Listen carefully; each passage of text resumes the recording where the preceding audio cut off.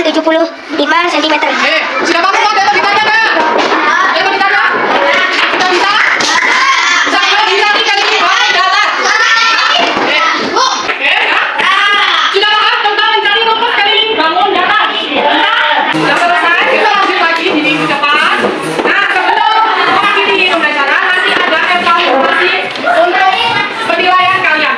Jadi nanti di lembar evaluasi nanti per siswa itu mendapatkan lembar kerja peserta didik yang mandiri. Nah, nanti kalau sudah mengerjakan, terus dikumpul, nanti sudah dikumpul, ini nanti dikembalikan lagi, dikerjakan sampai selesai.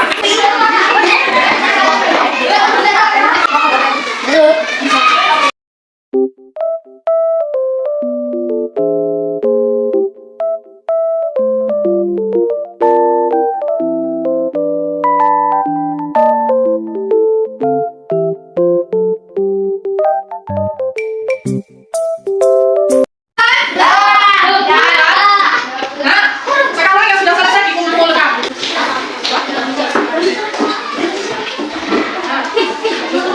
Nah, mana yang lainnya? Ayo, harus 2 orang. Ya. Pembelajaran pada hari ini kita lanjutkan minggu depan ya. Nah, sebelum siap-siap untuk pulang, ada yang mau ditanyain nggak? Sudah jelas? Kita ambil kesimpulan pelajaran pada hari ini.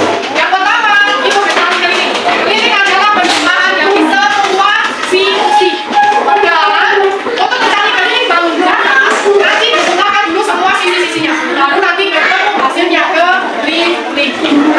Tuh, kalau ada yang mau ditanyakan, sekarang siap-siap untuk pulang. Dan sebelum pulang,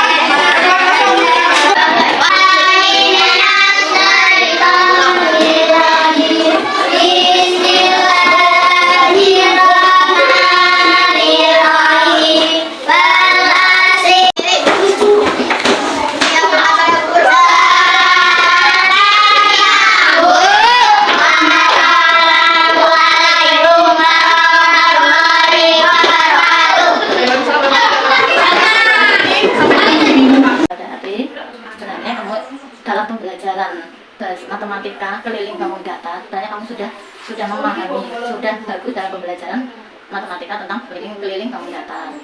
Dalam hal membuka kelas kamu juga sudah bagus, menggunakan alat peraga juga sudah bagus. Nah, terus ada lagi yang lebih lagi tentang kamu dalam berdiskusi, menjelaskan tentang keliling bangun data, kamu juga sudah baik. Tapi masih ada beberapa hal yang perlu kami perhatikan.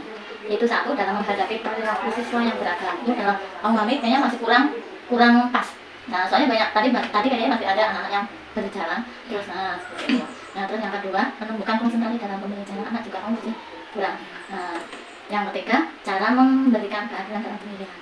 Nah, itu bagaimana solusinya? Kalau ibu pasti ibu pernah menghadapi masalah seperti itu mungkin. Nah, jadi gimana ibu menghadapi situasi yang seperti saya lakukan? Pada waktu dulu saya menghadapi permasalahan yang saudara hadapi seperti yang tadi, itu yang pertama saya lakukan itu memang sangat susah karena anak itu berbagai macam keberagaman. Nah, yang pertama saya lakukan yaitu nggak usah semuanya anak dipanggil, tapi ada beberapa anak yang tadi kurang konsentrasi. Coba tolong nanti setelah pulang sekolah dipanggil teman-temannya sudah pulang. Nah, anak yang dianggap tadi sama putri itu, sama saudara tadi anggap yang kurang konsentrasi dipanggil. Biar anak-anak yang lain tidak tahu kenapa sih, nggak tahu. Jadi anak tersebut aja yang dipanggil.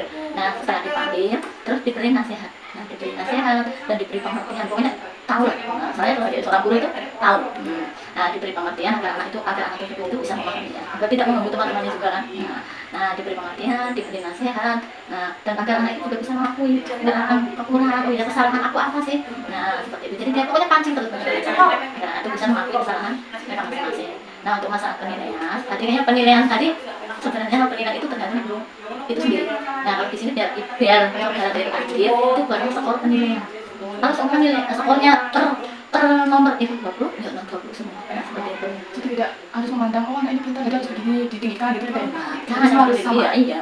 Karena kalau skor itu kan anak tahu. Oh, jadi kalau nanti, waduh, aku benar 3, aku dapat segini loh, aku benar ini. Nah, itu kan jadi sebelum mengerjakan buka, ibu juga berskor dulu. Nah, seperti itu. Mungkin udah. Terus yang itu tadi Bu, yang pertama yang masalah memanggil anak setelah pembelajaran selesai. Nah, nanti di sana kalau misalnya kita sudah tahu ya, kita sudah menasihati, kita sudah memberikan pengertian. Nanti kalau misalnya kan ada anak yang mungkin dia memang benar-benar berubah ya, terus ada yang mungkin nggak tahu kedepannya mungkin apa beberapa hari yang lalu atau setelah dikasih tahu, setelah dinasihati mungkin dia berubah, kok dia mengulangi lagi. Nah itu apakah kita perlu membuat kesepakatan itu lebih bagus mana? Kalau anak sudah seperti itu, udah dipanggil satu kali kok dia melakukan hal kesalahan lagi, boleh dibuat kesepakatan, malah dibuat kesalahan sebelum pembelajaran. Nah, jadi kan anak jadi tahu ya kesepakatan kita bersama-sama bagaimana. Nah, buat kesepakatan dulu kok, malah itu lebih bagus.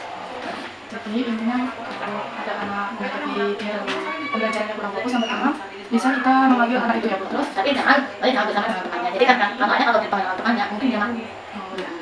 terus nanti bisa bikin kesepakatan, konsekuensi bisa Iya, jadi kesepakatan. Terus sendirinya penilaian. Terima kasih, itu aja Bu. Semoga saya kedepannya bisa lebih baik lagi dalam mengajar. Dan terima kasih atas saran dan masukan. dan Terima kasih ya.